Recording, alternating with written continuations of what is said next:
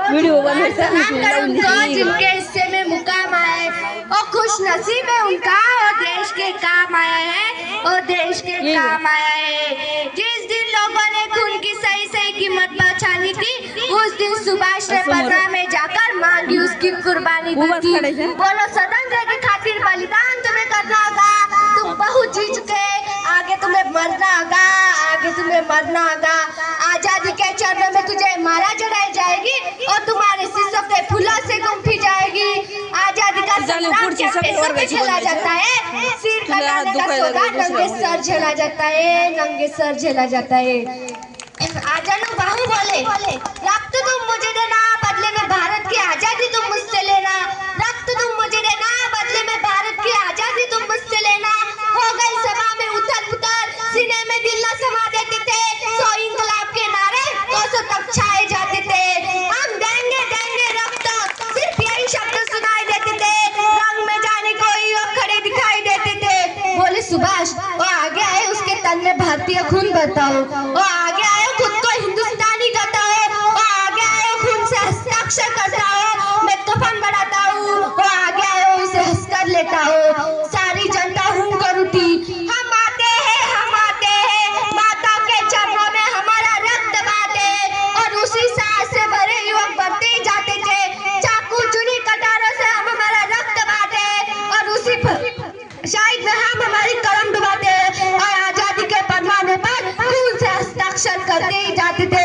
उस दिन लेखाकारों ने हिंदुस्तानी विश्वास लिया जब लिखा भारत देश ने खून से इतिहास लिया, खून से इतिहास लिया।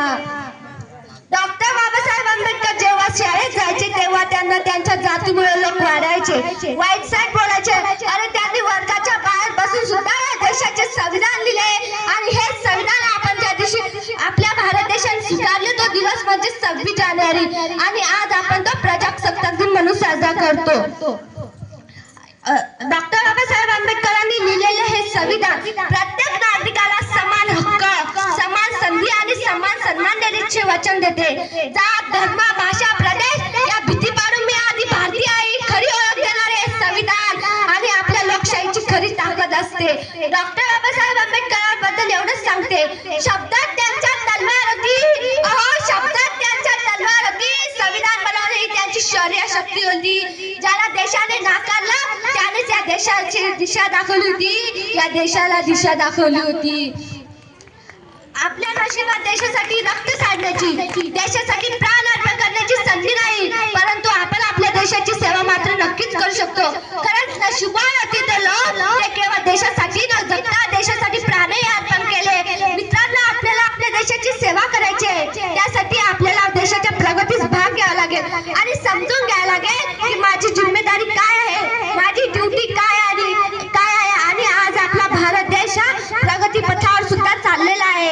आपला भारत देश काही काळापूर्वी 10वी अर्थव्यवस्थेवर होता आणि आज आपल्या भारत देशाने इतकी प्रगती केली आहे, इतकी प्रगती केली की आज आपला भारत देश हा 5वी अर्थव्यवस्थेवर पोहोचलेला आहे।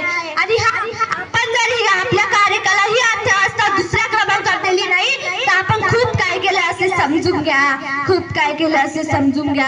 आपल्या सर्वांना माहितीच आहे, मध्यंतरी कोरोनाचा तांडव उठला होता, सगळं जग एका जागेवर थांबलं होतं, हजारो लोक मृत्युमुखी पडत होते आणि अशाच सगळ्यात खराब परिस्थिती अमेरिकेची झाली होती।